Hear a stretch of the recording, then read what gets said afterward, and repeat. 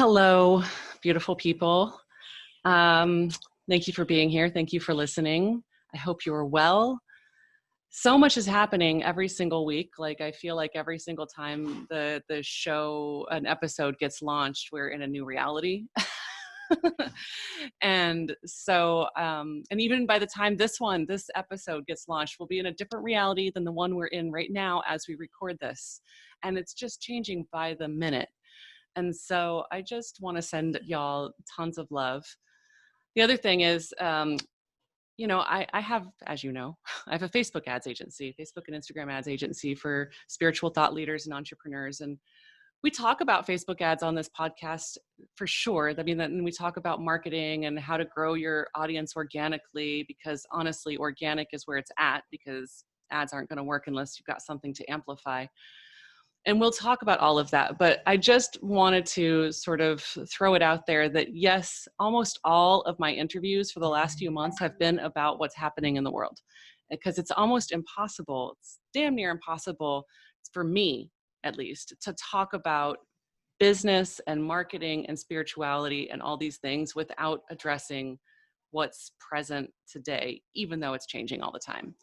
So I just wanted to say thank you for sticking with me and for listening. And I'm open to any feedback. If there's anything y'all want to know about Facebook ads, since I don't go into it that much on these, please let me know. And without further ado, I just want to introduce my beautiful, wonderful guest for today. We actually started to record this episode a few weeks ago and my electricity went out right in the middle of it. So we are doing part deux here. And my guest today is Mike Robbins. He's an author, a thought leader, a sought-after speaker who teaches people, leaders, and teams to infuse their lives and businesses with authenticity and appreciation. As a leadership expert, he partners with some of the top organizations in the world, including Google, Wells Fargo, eBay, Gap, Microsoft, and others, helping enhance performance, trust, and belonging.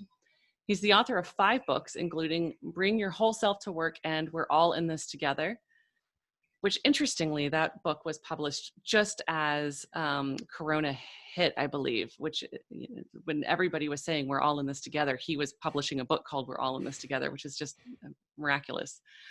His books have been translated into 15 different languages. Mike and his work have been featured in the New York Times, the Harvard Business Review, the Wall Street Journal, as well as NPR and ABC News. He's a regular contributor to Forbes and hosts a weekly podcast called We're All in This Together. Prior to his current work, Mike played baseball at Stanford and then professionally with the Kansas City Royals. We have Missouri in common, right? Yeah. After his athletic career was cut short by injuries, he worked in the tech world before starting his consulting business in 2001. So he's been in this for 20 years. He's got a lot to offer, and I'm super excited to hear all of his wisdom, or some of his wisdom. We probably can't hear it all in 30 minutes, but please welcome Mike Robbins. I'm super grateful that you're here with me today. Thanks, Sarah. Glad to be here. Glad we were able to make it work the second time around. Let's hope the electricity holds out.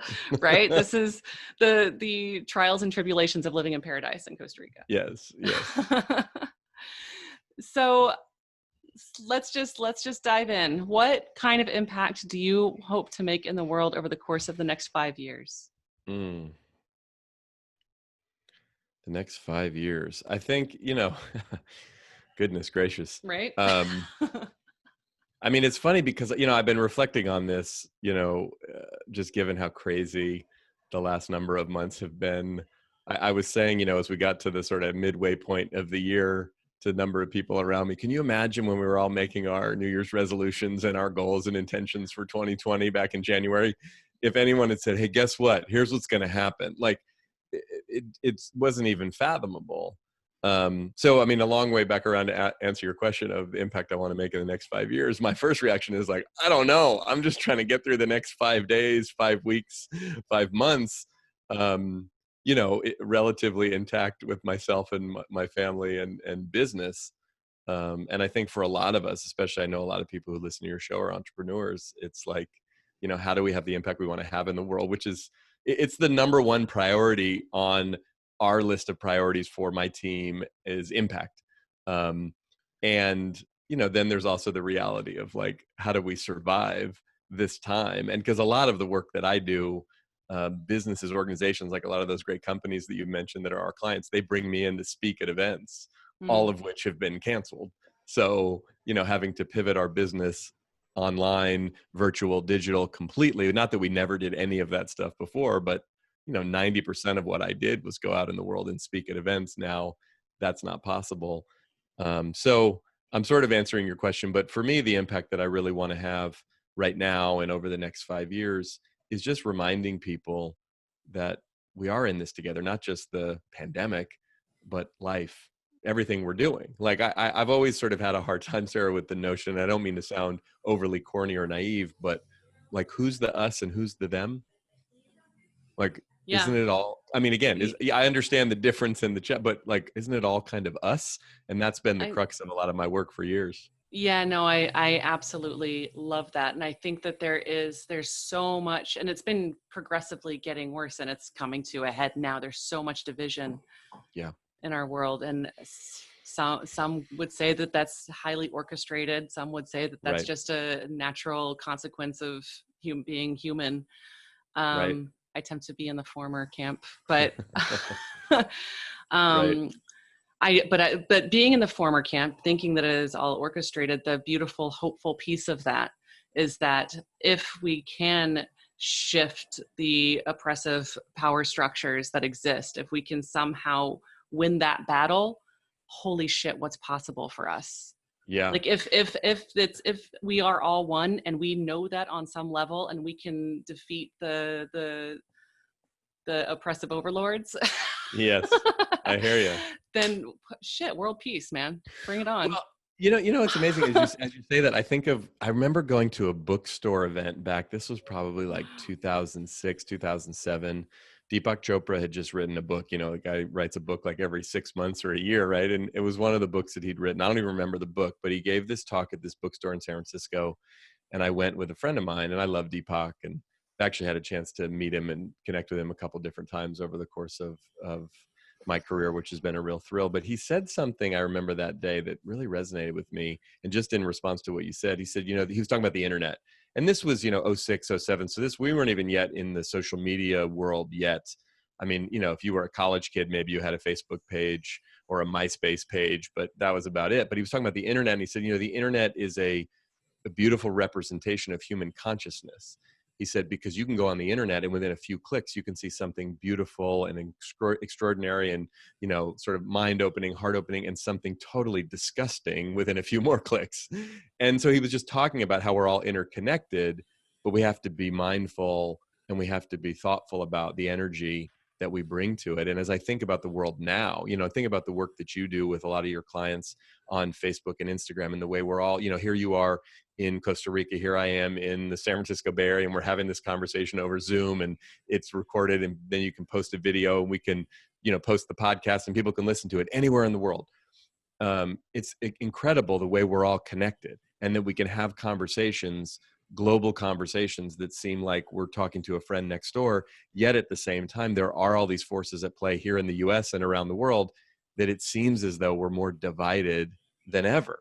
And so it's this weird paradox, even with the pandemic, it's like we're all in this thing together, but we're all sort of, at least have been for a number of months, told to stay home and stay away from people and put on a mask and don't get close to people. So it's like, it's almost like a representation of what's going on energetically, almost spiritually, psychically, is manifesting itself in the world. We're interconnected in a way we've never been, and we're disconnected in a way we've never been, all at the same time.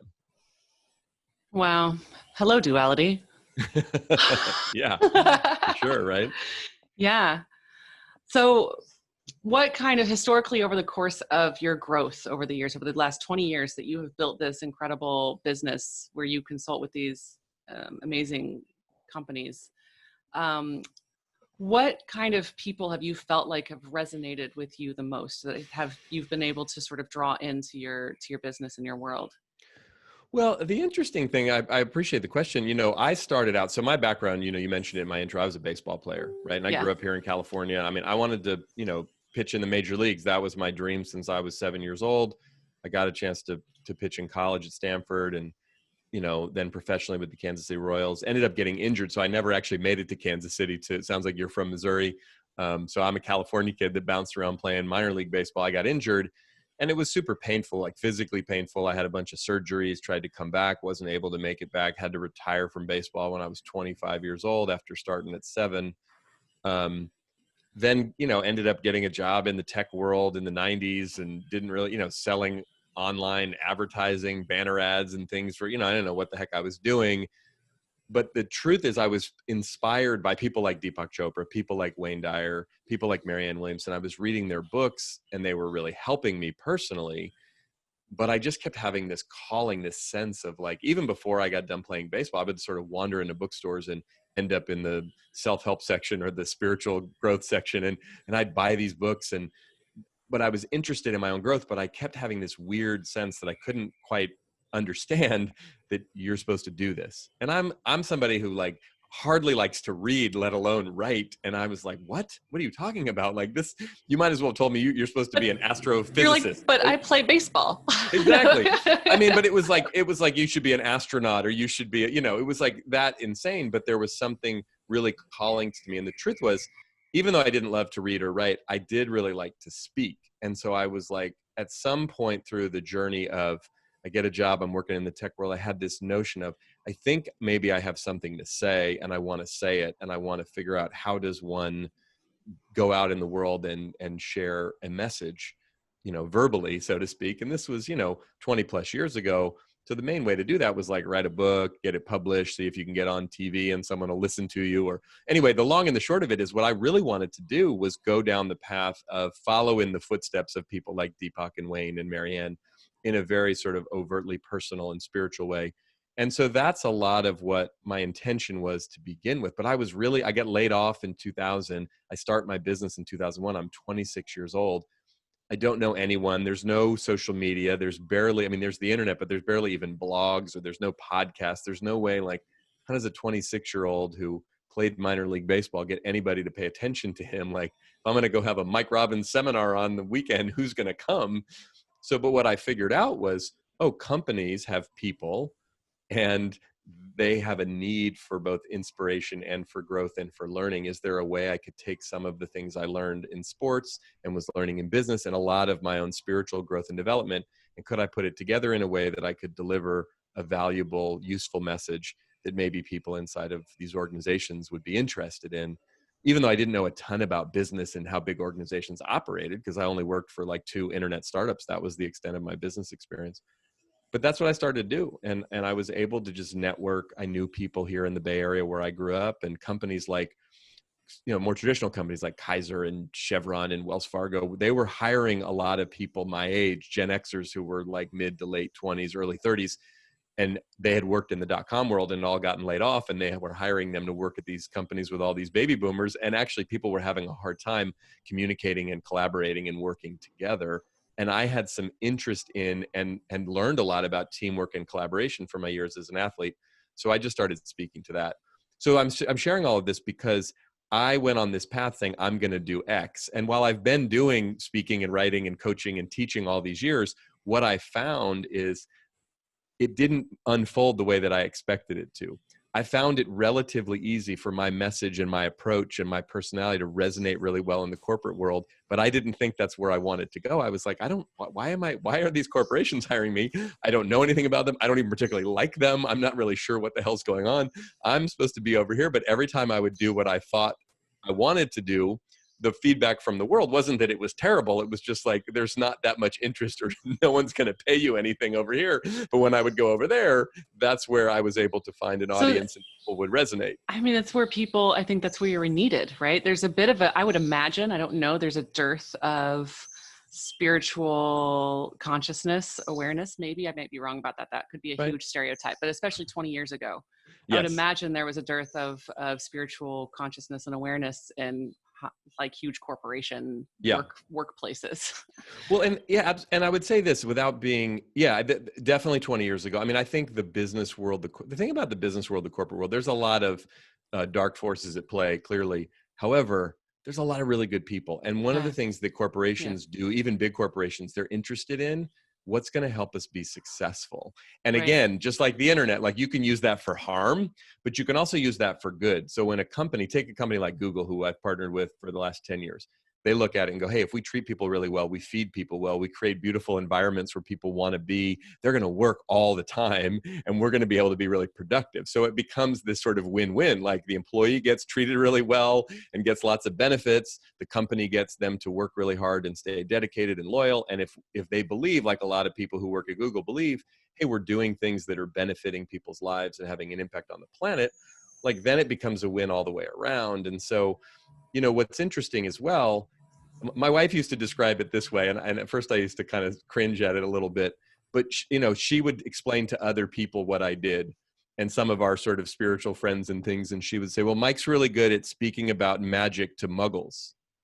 And like, I thought, meaning that like learning a Yeah. lot of things that we learn about. And the truth is, for a lot of us who operate in the quote unquote spiritual world, one of the things, look, and my publisher for my last 3 books is Hay House, and I've operated in the spiritual sort of metaphysical world personally for a long time, both as a student and even in my teaching. But one of the things I think sometimes we do to ourselves unnecessarily, oh, I'm so spiritual, I'm so evolved, like I don't talk to the Muggle, whatever that is. Like we're above it in some arrogant, egotistical way, when in reality is, if you have something of deep spiritual value to share with people, one of the ways that we can do that, if we really want to do it in a broad way, is not water it down or sugarcoat it or make it so it's not the real thing, but learn how to communicate it in a way that's accessible to people so that they can understand and it I mean, yeah. resonates. Because ultimately, I think for us to save ourselves as a planet and as humanity, we have to reach a critical mass. We have to reach a Right. tipping point of people who are woke, not to use an overused term,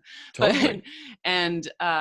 so speaking to the Muggles Yep. is a huge part of that work. Huge part of that work. So Right. And speaking to people in ways that it yeah. makes sense. I was a few years back. So this was probably about 4 or 5 years ago. I think I was in Denver. My publisher, Hay House, used to have these big events. They still do some of them in a different way. These conferences, I Can Do It conferences, and all these great teachers are there. And Carolyn Mace is there, and Iyanla Van Zant is there, and Wayne Dyer was still alive at the time, and he's there. And I used to go to these things and aspire to, and and there I am and speaking, and these people are becoming friends and colleagues. And I was about to get up on stage to go speak, and this woman comes up to me. She's like, "Oh, Mike Robbins, hey, it's so nice to meet you." She said, "My boyfriend saw you speak at an event for Charles Schwab, and he loved it. And he got your book, and he shared it with me, and we were talking about it, and it was so great. And thank you for." And I said to him, "Oh, where is he? I'd love to meet him." Oh, she said, "Oh, he's not here." And I said, "Well, why not?" And she's like, "Oh, well, he thinks this is like chick stuff, and he wouldn't come." And she was like saying this whole thing about her boyfriend, right? And I said, "Really? That's interesting." And I looked at her, I said, "You know what's really funny? I'm about to get up on stage here. I'm going to say almost exactly what I said to the people at Charles Schwab, just here. It's a different audience, but it's basically the same message." And she was like, "Really?" And I was like, "Yeah."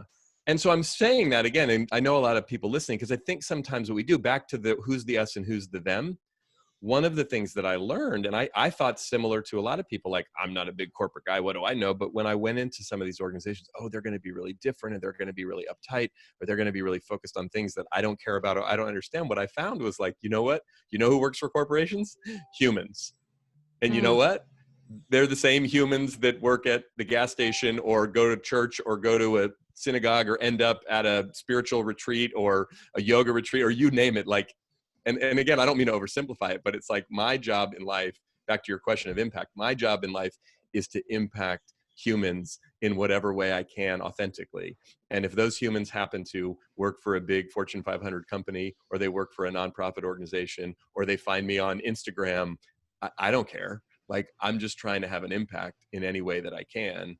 And for what it's worth, the other thing that I found from a business model standpoint, I found that corporations have a lot of money that goes into training and development, and goes into putting on events, and goes into trying to inspire people and have people feel healthy and well and engaged. And the truth of the matter is this: they're going to spend that money somewhere. They're going to hire someone to come do that. And I finally got to a point in my life and over the last 20 years where I'm like, hey, it might as well be me.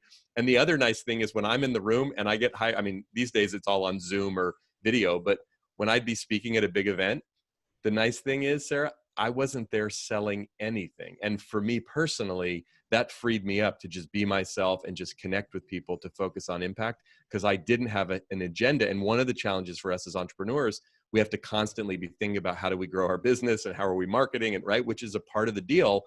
But for me, when I'm always thinking that way, Right. it's I get exhausted. It's not as fun for me. I'm not as good at that. Yeah. You know? I'm with you. If I have to go into hardcore like sales mode or business building mode, I fall flat. If I can just stay in my zone of joy and bliss, Yes. then I'm good. And things seem to go well when I'm doing Yes. that. So like, I don't like the intro on this podcast when I was talking about like, hey y'all, I mean, I know I'm not talking a ton about Facebook ads or Right. the, it's that's because as much as I love that stuff and I love the mission of my agency of amplifying the impact of people like yourself, Yeah. I love that. These deep topics are the ones that light me on fire. These Yeah. topics about like, what is that impact we want to make and how can we make it? And so I'm super appreciative of that and what you're saying. And I'm curious. Yeah. So it sounds like the way you got started was was to speak in these sort of corporate and business places. How do you, is that what you currently do to grow your organic audience? Or do you have other ways that you also sort of reach your people organically, social media or otherwise? Look, I mean, I've been on all the social platforms. I wouldn't call myself an early adopter. I'm one of these like, really, we got to do another one? Seriously? Like, again, even, I'll give it like Instagram. And I know you, like my girls who are 14, 11 make fun of me all the time because I'm kind of lame on Instagram. And I'm like, I don't get it. I don't know. Maybe it's just because I'm 46 and it doesn't, whatever. But the point is like Facebook, Instagram, LinkedIn, Twitter, been on all that's what the ones for the old fogies. Like there's new ones right. for the youngins that I know. My girls are all on TikTok all the time. I'm right? like, yeah, do I have to get into TikTok ads? I don't know. I know, exactly. Well, the funny thing is the folks at TikTok reached out to us a couple of weeks ago to ask me if I would potentially do something. And I immediately was like, absolutely, because I want some cred with my girls. Hey girls, guess what? TikTok contacted me. But no, I mean, I would say, the interesting thing for me, and this has just been my journey, is that I have built my business in utilizing all these technology platforms as best as possible. I've had a blog and an email list for probably 17, 18 years. Back in the early 2000s when I was first starting my business, like, I mean, that was sort of, hey, that was big and out there. You have a blog and you have an email list. Wow, like, how big is your list now? Well, but here's the sad reality is it actually isn't all that big because for whatever reason, sad. Well, but for whatever reason, for me, it was like I either didn't early on, have people to support me with that, or didn't find good strategies for how do we build this thing organically. And then the truth of the matter is, back to the truth of what the organic growth of my business has really been through relationships. And so what'll often happen is, if I look at most of the business that I do now, and even the really high level relationships I have with some of these big companies, they come through, oh, I met Sarah at this event where she saw me speak in 2008. And then we connected, and then she had me come and speak, and then she's changed jobs 4 times since then. But we now know each other. I know the names of her kids, and she knows mine. And do you know what I mean? It's in a way, it's like I'm sort of one of these old school, grip and grin networking kind of people. Not really, but I've utilized the platforms online, but it usually comes back to the real relationships with real people. And I can do a genealogy of most of our clients and most of the engagements. And every now and again, it'll come, somebody will see one of my TED Talks, or someone will have seen me on social or seen an ad or something, or they read a book and they'll just stumble in and contact us. But the vast majority, even to this day, it's just been, and sometimes it's even old relationships with like some guy I played baseball with in college, and he calls me up and he's like, hey, guess what, Mike? I'm now the CFO of this company. It's like, seriously? You know what I mean? And it's like, okay. And that sort of cuts through all of it. And so that's a long way of, it's hard when I talk to other people about business growth and development. I'm always like, look, I don't know if I'm a good test case because I'm kind of a unicorn, and I don't mean to sound arrogant about it, but it's like, I think if we're really good at what we do, and we're really good at connecting with and building relationships, and then if people then hire people like you, or people who they can utilize to amplify, hey, can we turn the volume up on this a little bit? Like, then it can become really helpful. I mean, I consider my job to turn up the volume, to pour fuel on an already existing fire. So I Yes. like working with people who already have those relationships. And honestly, even so, that relationship building way, that's how I do business too. Most of my business is coming from relationships that I have, and then Yep. the genealogy there. Right. Um, but I also want to have a social media, paid social media strategy that feels like creating genuine relationships, that Yes. feels Yes. intimate. Right. So, even though it's different, and again, like I believe that real life, that real relationships in person where we can be together, it's preferable. It really is. But Yeah. we don't, we have this amazing opportunity to be able to connect across time and space. Yeah. And so I think let's use those powers for good as much as humanly possible. Absolutely. And I think, I mean, one of the things I've been learning in the last few months with all of this and everything going virtual and digital, which was a big disruption for me and my team and our business, for so many of our clients as well, some more than others, depending on their businesses. But one of the things, and I say this, so I played baseball all those years, right? I was a pitcher. I was a left-handed pitcher. And I say to my wife, Michelle, all the time, it's like, it's still baseball. It's still the same game. It's just like, I've been asked to pitch with my right hand, where that's where I feel awkward and like, oh gosh, this whole thing, I know how to communicate. I know how to connect. I know the content and material. It's just, does this translate onto a Zoom webinar with a couple thousand people, or a Zoom meeting with a couple dozen, or anywhere in between? Like, I don't know.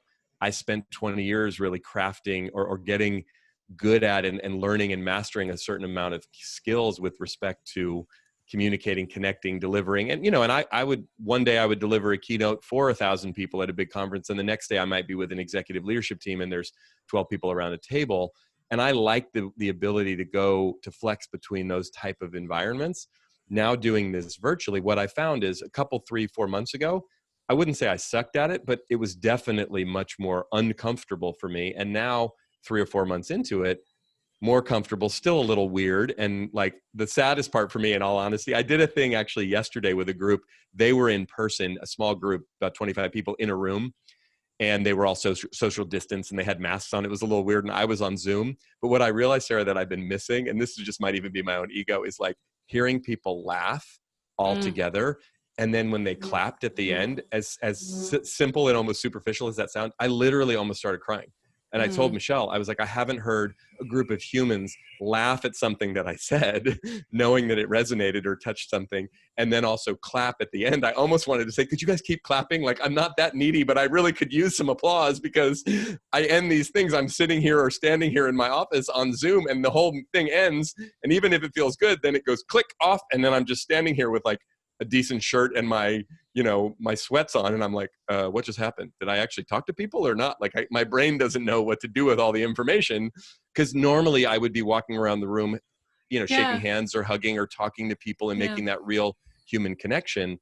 So anyway, that's a long way of just saying, I think what we need to do, whether it's on social media or with how we market ourselves or put ourselves out there, like the authenticity of who we are comes through regardless of the platform, or ideally should. And if it doesn't, it's probably not going to work or not going to resonate.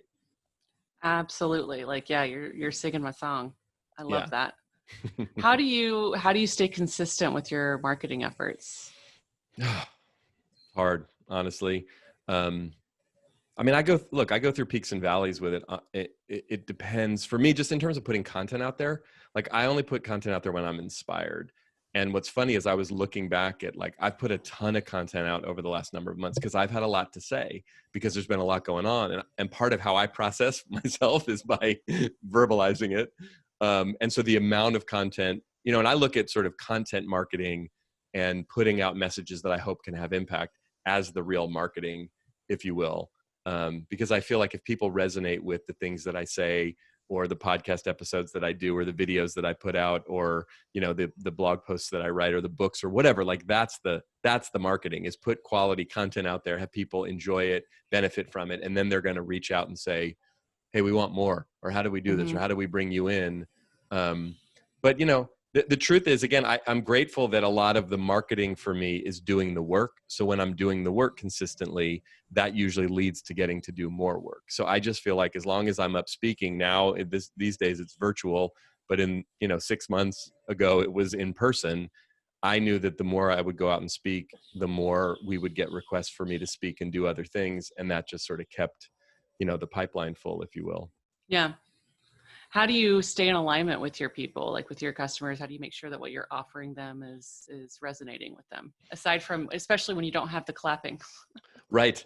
Honestly, it's a lot of listening. I mean, I'm grateful that I have a lot of relationships, and those relationships have turned to be personal relationships that I'll reach out and just like, what I did the first month and a half after COVID hit. I mean, I was freaked out, to be honest. And my team was freaked out because it was like everything got canceled off our calendar. The primary way that we generate revenue literally went away.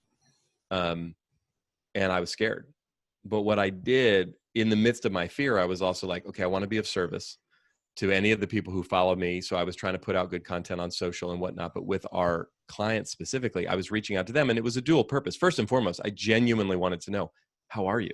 Like, what's going on? Like, how's your family? How's your team? What's happening? Because, and in that how are you conversation, what I found was I was able to get a sense of how people were actually doing, which was giving me a bit of a pulse of what's happening across, because we have clients in lots of different industries. So the conversation was very different if we're talking to someone at the Gap where they had to close all their stores versus at Google where they just had to have everybody work from home. And in some cases, their business or parts of their business were thriving and overwhelmed because now, imagine if you work at Zoom, or imagine if you work at Netflix or Amazon, right? I mean, or Costco, or these places where it's like, oh my gosh, we can't keep up with the demand, versus if you worked for a restaurant chain or an airline or a hotel chain or something where it would have, very different.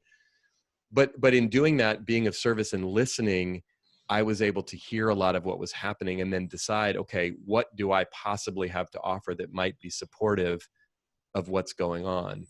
And in so doing, we were able to create some virtual and digital programs to respond to the moment that we've ultimately been able to expand a bit.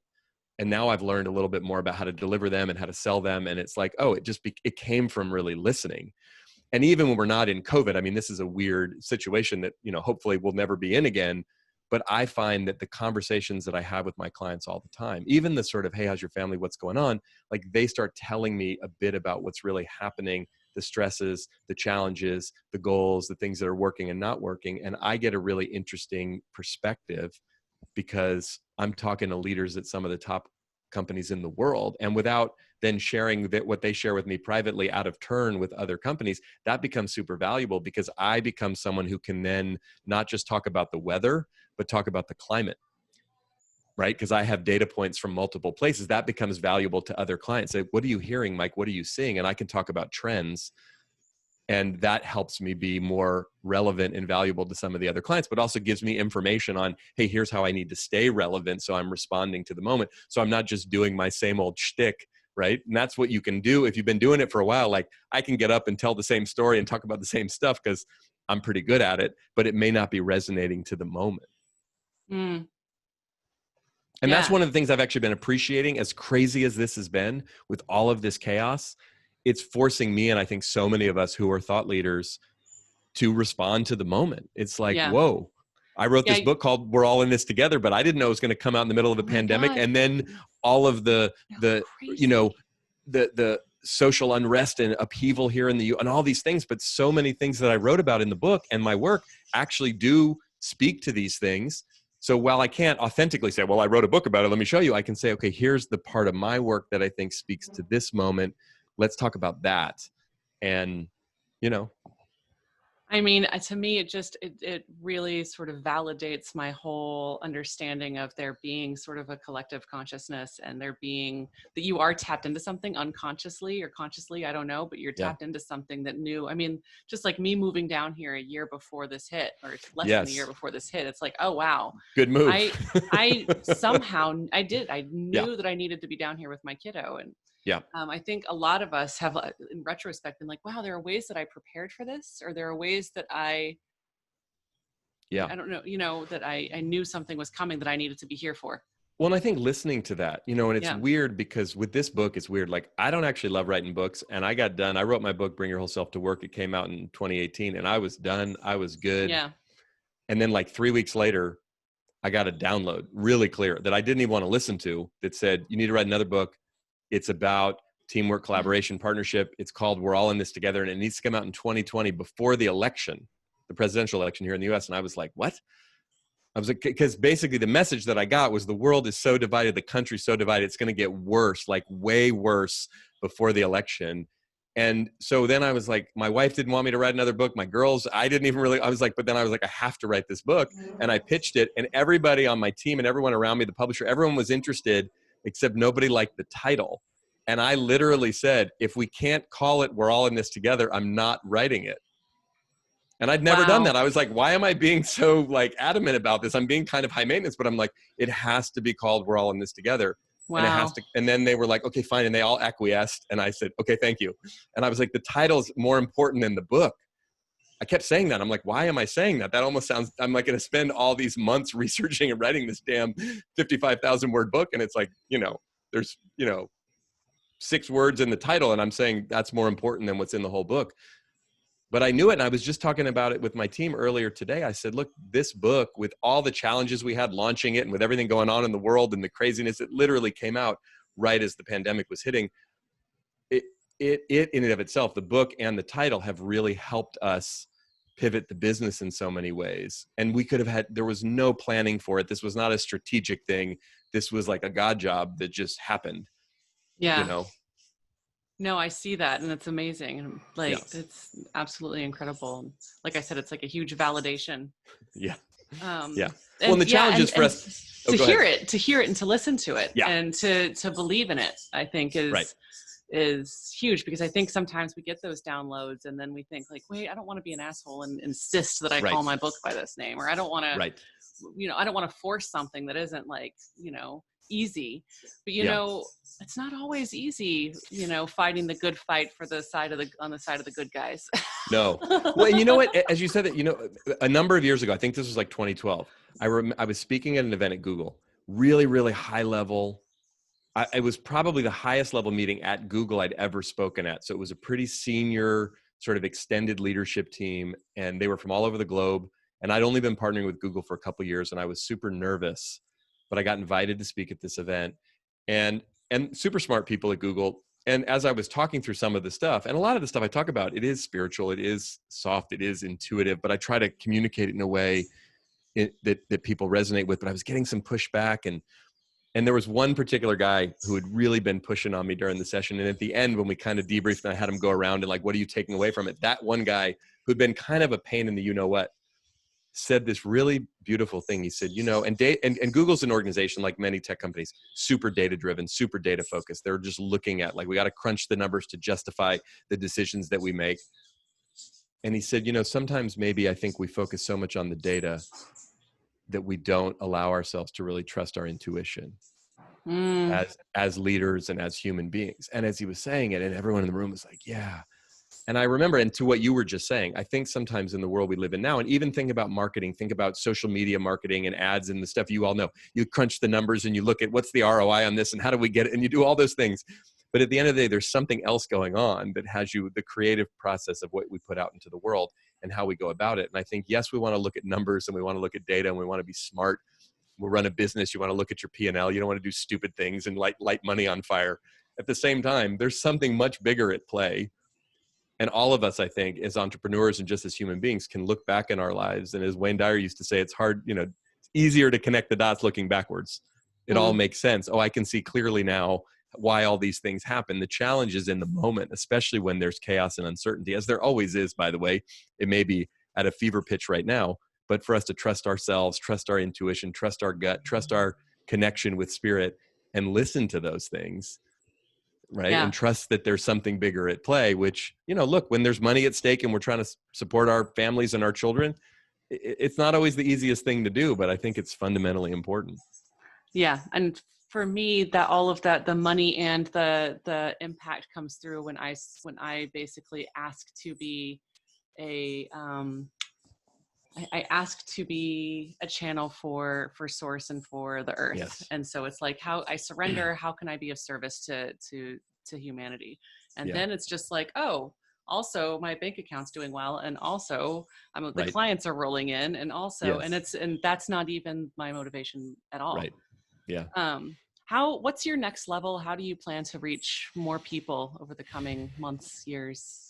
It's funny. I think to your point, some of the strategies that I've embarked upon, starting this year, we invested, hired some people, we did a bunch of things. We hired a firm to do this and that. And bottom line, a lot of it didn't work, not because it wasn't good strategy, but just because the world changed. Like Mm, the world shifted underneath us, and all of a sudden it was like, oh shit, this isn't going to work, which has been humbling and difficult and painful, but really important because it's gotten me back to that humble place of like, you know what? I don't know exactly. mm, But part of what sometimes for me, when I go into growth mode in my business, I will get, if I'm really honest, I get more fear based. Oh, now I'm investing more money. I'm trying to do it smartly, but I get scared, which is normal. And I have compassion for myself for getting scared. When I get scared, I forget to tap into what you and I are talking about. There's this whole sort of unseen world. We're all in this together, meaning not just all of us humans, but all of the other forces in the universe. And for me, I get very into my athlete mode, into my sort of head down, just push, work hard, make it happen, which I appreciate that I have that gear, but there's also a dark side to that gear, if that makes sense. So a mm-hmm, long way around to answer your simple question. For me, my word for this year was allow.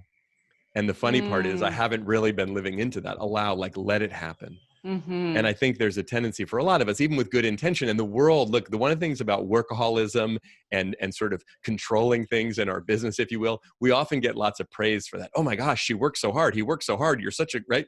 When in reality, there's value to hard work. And then there's also a diminishing returns aspect of hard work, that we can work ourselves into the ground, and we can work so much that it's literally like, what did Wayne used to say? Ego is edging God out, EGO. Like we edge God out, meaning there's no space for spirit. There's no space for magic. There's no space for something miraculous to show up. And that's part of my journey for many years, is the balance of that. And I Yeah. think at times, given what's happened, I'm proud of myself and my team that we've really dug deep and used some grit to really pivot our business and turn things around. What the next phase is in the few months, and hopefully in the coming years as well, is to let go, relax, trust, and allow for more magic and more serendipity. That is a beautiful concept for us to close this episode on. I absolutely love it. Thank you so much. Yeah. Allow, and that doesn't mean be passive. No. That means open yourself up to spirit and be of service. Yeah. And so, how can people find you and whatever you're doing these days? Yeah. The best place is on our website, which is mike-robbins.com. It's just MIKE-ROBBINS.com. Awesome. We'll have that in the show notes, but you can also be found on Facebook and Instagram Yes. and all the All LinkedIn, the places. apparently. Yes. TikTok, maybe in the No, foreseeable. no TikTok. My girls will not allow me to get on and do the TikTok dances because they say that I embarrass them. So I'm not there Oh, yet, but we'll see. okay. Well, at some point that'll become passe, and then it's all yours. Totally. I'll be into it. By the time I'm about 50, the girls will be like, oh, Dad, you can be on TikTok now. It's for old people, That's great. Well, it was such a pleasure talking with you today. Thank you so very much. And Yeah. yeah, stay in touch. Thanks.